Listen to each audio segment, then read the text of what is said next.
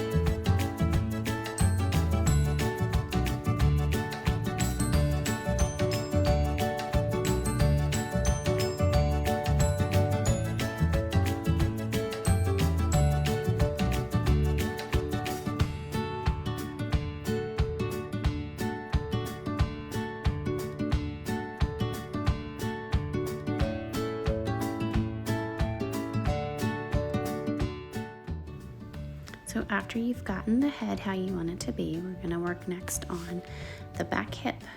So rather than making a knit piece to go over and shape the hip, we're just going to use what we have and pull stitches through and do some body shaping just like we do with the head. So usually I start by placing pins around the kind of a semicircle area that I want to use to shape that hip. And then with the same yarn and thread, going deep under the stuffing so it will have some stuffing in the hip too to make it fuller, and just go back and forth, those long stitches back and forth to help shape it. And then till you get it how you want it to be. If it isn't how you like it, you can always take it out and try again. But I find that this is a simple way to kind of shape that hip and make it more full and more natural looking.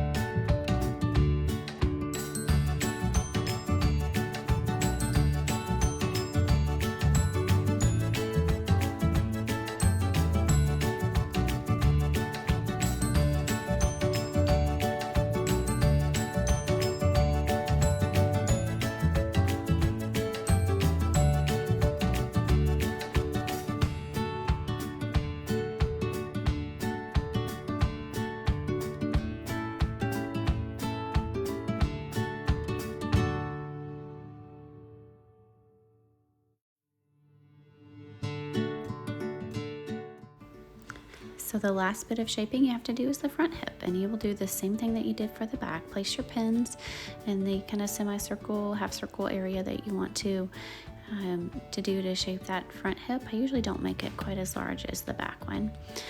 And then just using your yarn and your needle, threading through those deep stitches underneath the stuffing to shape that hip.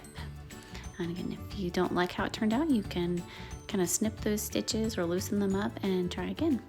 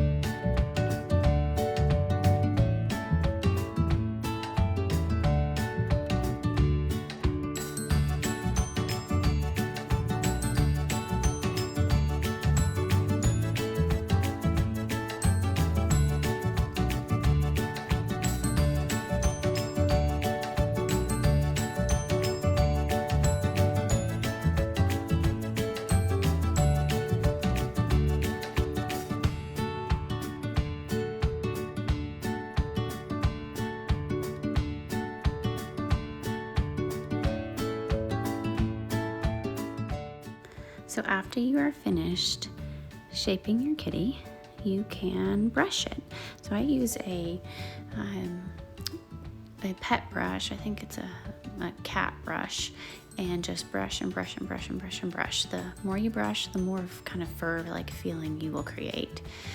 And so get it and to your liking. Sometimes the stuffing you kind of see gets pulled out, so kind of snipping that white that pulls through. For the black cat, it's certainly more visible, but just keep brushing and brushing and brushing. And of course, after you're done brushing, then you will add the features like the nose. I use glass cabochons for the eyes, and I just paint them. There are some that are already pre-made, and then I just kind of glue them on. I just paint them with a little bit of acrylic paint. There's some that you can buy pre-made for cat eyes. And for the nose, I usually use clay, but there are pre-made little kitty cat noses too that you can add onto your little nose. And when I know it's going to be for an adult, and this one was for an adult, I use the glass cabochons and the clay nose. But if I know that it's going to have a child around it, I use the safety eyes, or just embroider with embroidery thread that nose and those eyes. And this is your final kitty.